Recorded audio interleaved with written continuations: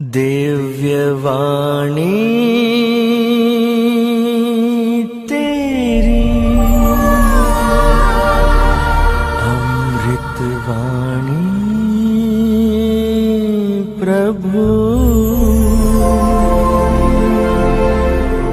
दिव्यवाणी तेरी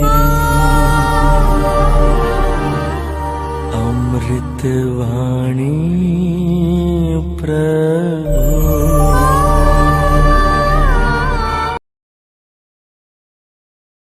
ईश्वर की राज देना चाहता है।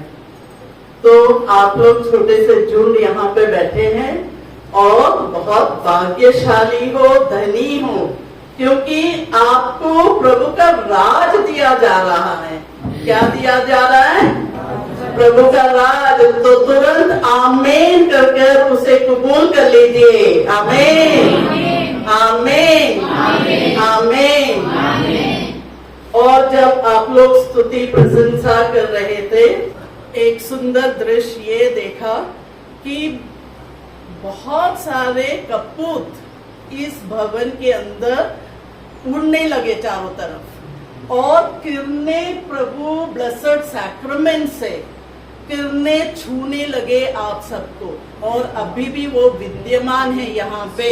आमीन, आमीन, आमीन। तो मतलब स्तुति प्रशंसा के समय से प्रभु अपना कार्य शुरू कर दिया है, और अगर हम इधर उधर हो जाएंगे हम आशीष से वंचित हो जाएंगे।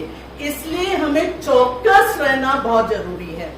इसलिए माँ मरिया देखिए हमेशा चौकस रहती है, हमेशा वो देखती रहती है, बोलती कुछ नहीं ज्यादा, सिर्फ देखती है, मनन चिंतन करती है, और यीशु के साथ जुड़कर वो प्रभु का राज में कार्य करती रही।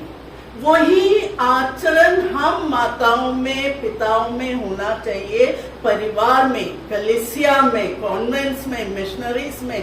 ये मनोभाव होना चाहिए कि शांत रहते हुए चौकस रहें। और हम सब आज रोसरी के बारे में थोड़ा और जानकारी लेने के लिए आए हैं।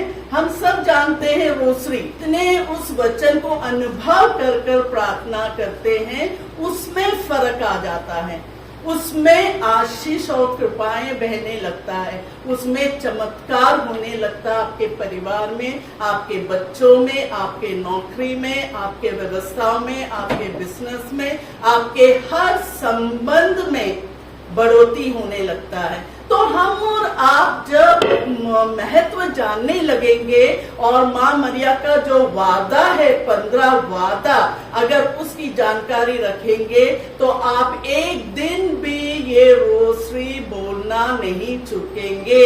Hallelujah, hallelujah, hallelujah. एक बार मैं 2005 या 6 में मुरुंगूर में मलयालम सेक्शन में रिट्रीट अटेंड करने गई। तो वहां पे मैं एक साक्षी सुन रही थी। एक हिंदू ब्लैक मैजिक करने वाला व्यक्ति अपना साक्षी देता है, और ये कहता है कि वो उनके जमाने में, उनके इलाके में बहुत बड़ा ब्लैक तंत्र मंत्र करने वाला, काला मैजिक करने वाला व्यक्ति माना जाना रहता है। अब वो कहते हैं उनके पास एक व्यक्ति आया, वो अपने दोस्त से इतना नाराज था कि वो चाहता था कि उसका दोस्त मर जाए, मिट जाए, नष्ट हो जाए, और ये तंत्र मंत्र के पास आकर बोलता, मैं कुछ भी दे दूंगा, तुम मेरे दोस्त को खत्म कर दो। अब इन्होंने पैसे के लालच में जो भी तंत्र मंत्र उनको नुकसान पहुंचाना है वो किया, मगर देखता क्या है, जो भी वार वो भेजता है वो वार वापस इनके पास आकर इन्हें परेशान करता है। तो वो अचंभे में पड़ गया। अब वो व्यक्ति जो कराया वो पूछने आया कि आप तो कुछ भी नहीं कर रहे, मेरा दोस्त तो अभी भी मंगल कुशल घूम रहा है, परिवार सुरक्षित है। तो वो कहता है कि तुम्हारे दोस्त ने मेरे से भी बड़ा मंत्रवादी को पकड़ के बैठा है, क्योंकि मेरा वार उसे छू नहीं रहा है। तो वो बोलते मुझे जानना है मेरे अलावा इस इलाके में कौन सा बड़ा मंत्रवादी है जो इस तरह का कार्य कर रहा है। तो वो लोग डिसाइड करते हैं, ये दोस्त और वो मंत्रवादी, कि हम चुपके से उनकी घर की निगरानी करेंगे और देखेंगे कौन सा व्यक्ति ऐसा आ रहा है उनके घर पर। पूरा दिन निकल गया निगरानी करते करते, शाम हुआ, संध्या हुआ। जैसे ही 7:30 समय हुआ, उसका दोस्त उठकर ऑल्टर में जाकर कैंडल जलाता है और रोसरी बिनती माला उठाकर नील डाउन करता है और तुरंत उसकी पत्नी और दोनों बच्चे भी जुड़ जाते हैं अपनी बिनती माला लेकर।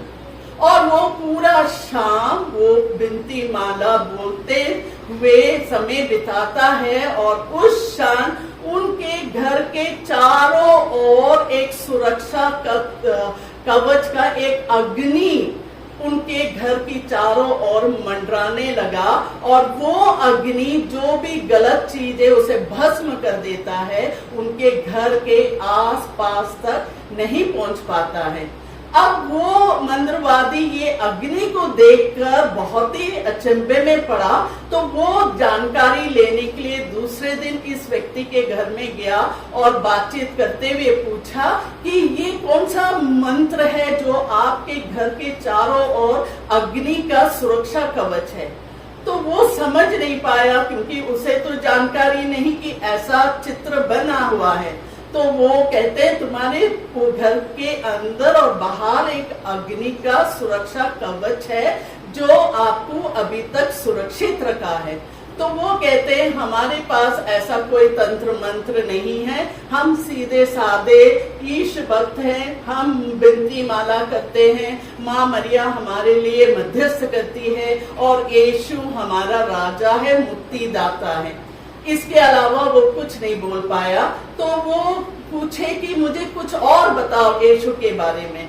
तो वो कहने लगे आप मुरुंगुर जाइए, वहां पे आप फादर से मिलिए, वो आपको पूरा ज्ञान देंगे। तो वैसे वो मुरुंगुर पहुंचे और फादर जब उनकी बात सुने उन्हें बाइबल कोर्स करने के लिए एडमिशन दिया और जब तक वो बाइबल पूरा हुआ वो पूरी तरह मन परिवर्तन हुआ। Hallelujah, hallelujah, hallelujah. और वो व्यक्ति जो दुनिया के विरुद्ध कार्य करता था पैसे के लालच में, वो व्यक्ति आज मुरुंगुर में पवित्र वचन का घोषणा करता है, बिनती माला के जपने का उसका जो पाठ है वो पढ़ाता है और पूरा समय ईश्वर की राज को बढ़ाने के लिए कार्य करता है।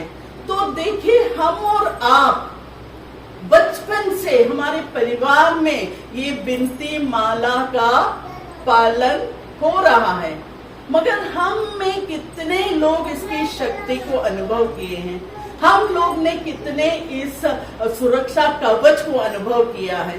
तो हम और आप जब तक जानकारी से नहीं भरेंगे हम उसका महत्व नहीं जान पाते हैं। हम देखते हैं यहाँ पे संत लुइस डी ला मॉन्टफोर्ट कहते हैं हर दिन रोजरी विनती करने वाला कोई भी कभी गुमराह नहीं होता। Praise the Lord.